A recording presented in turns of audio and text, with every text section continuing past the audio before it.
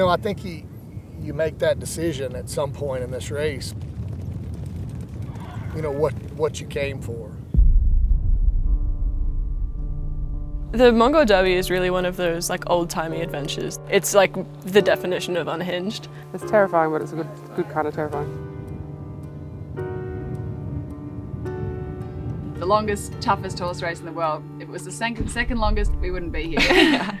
Derby is unpredictable. I think a lot of people around me thought I was mad. They're like, yeah, there's actually something wrong with you, It's a race within oneself, more than it is a race against each other.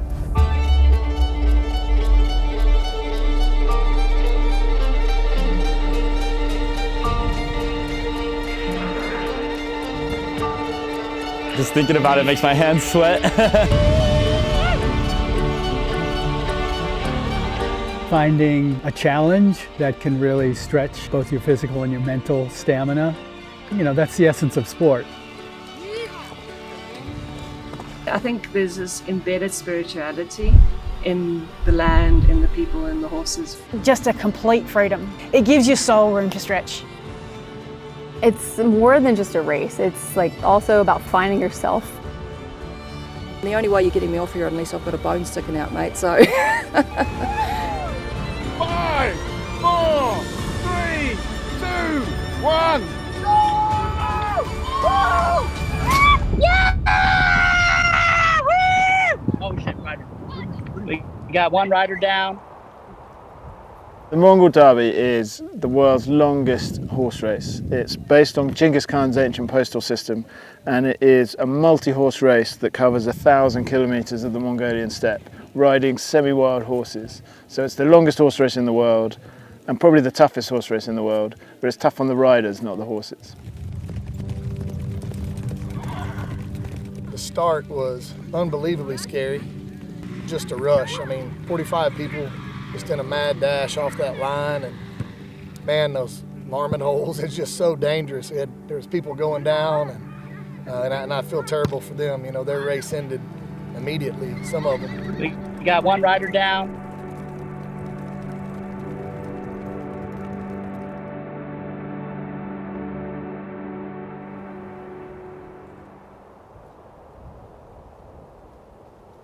We're into day one. It's been a pretty incredible start, and we've got 41 riders on the field now. We've got riders from all over the world taking part in this race, and they come from a huge variety of equestrian disciplines. Okay. Cool. Thank you. I've been riding since I was probably about 10 or 12 years old.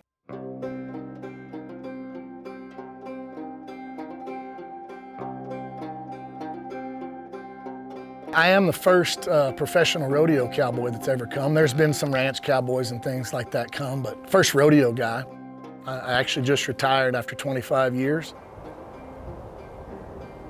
Everything in my life is a competition, so I kind of came here with the competition second. As far as winning the race, it's more of a competition of myself. And you meet some great people and you're around a lot of different personalities, but there's also going to be a lot of solitude. And that's really what I'm kind of desiring, and kind of find what is chapter 2, kind of search for it in myself. But then the longer I sit here, I can find all those things at the front of the pack too,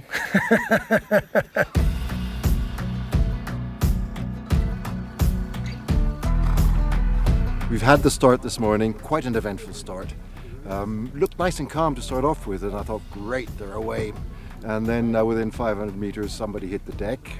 We had another one a little bit further on, but everybody up and going again. So it's going to be bedlam here in a few minutes, as they come in. Get vetted in, horses get checked. If the horses all pass, then the riders get to go and refresh themselves and draw the next horse for the next leg. 31.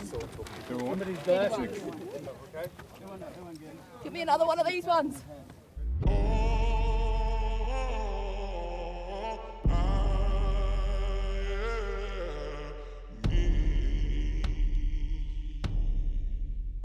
Everything I've ever done in my life has always been a fucking struggle.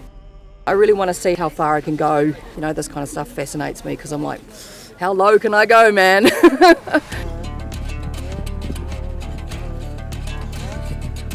Your body can push through stuff, but if you're not mentally into this, you're going to be out, man. Us Kiwi girls are pretty rough and tumble way.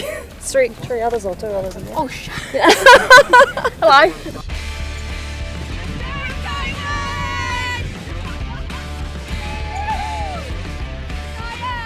I mean, I've been wanting to do it since I was, 13, 14.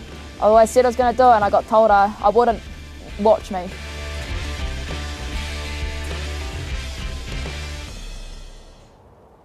The terrain and all that, it's no different to competing back home because our terrain is so unforgiving. We ride that 5 metres in front of you. We don't worry about what's at the end of the 40 Ks. We concentrate on that 5 metres in front of you. Where that horse is putting its foot, you don't worry about what's happening to your left or right or, 200-300 metres ahead. To complete it would be amazing, but to win it would, speechless. But there's a lot of factors and a lot of days that can go real wrong real quick.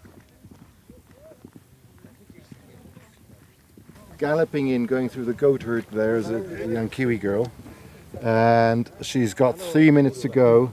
This is a gamble because she's going to put her horse's heart rate up, and can she get it down within 30 minutes?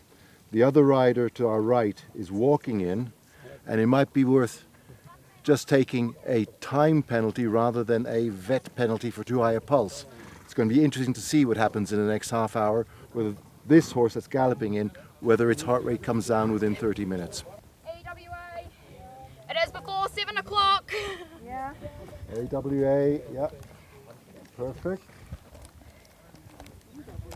That last 3K was tough, man. There's just no way that I can just make him go any, faster. So I was just like, she was like, I don't want to cop a time penalty. I was like, what? And she just went, so. But I really need a shot of vodka. The most important thing in this race is the welfare and the health of the horse. And so we vets are here really as advocates for the horse.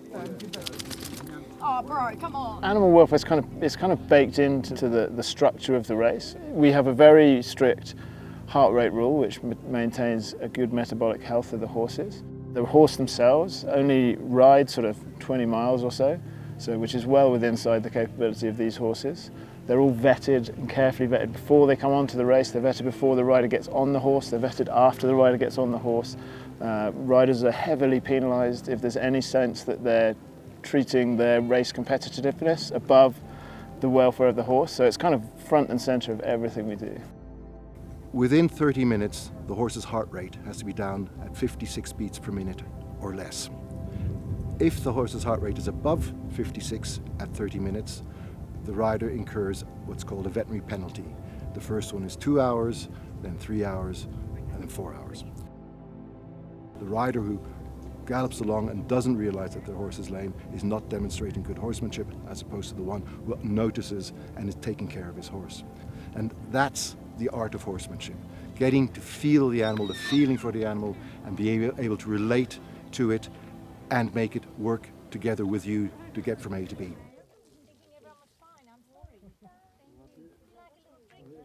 Took the gamble. That didn't quite pan out all that well.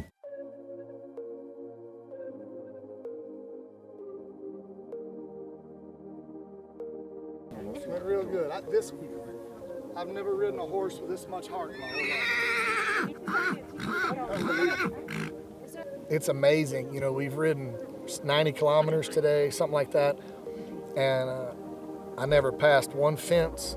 I never saw one backyard. Everything is wild and free, and it's inspiring to see it. So I'm gonna make sure that I take it in,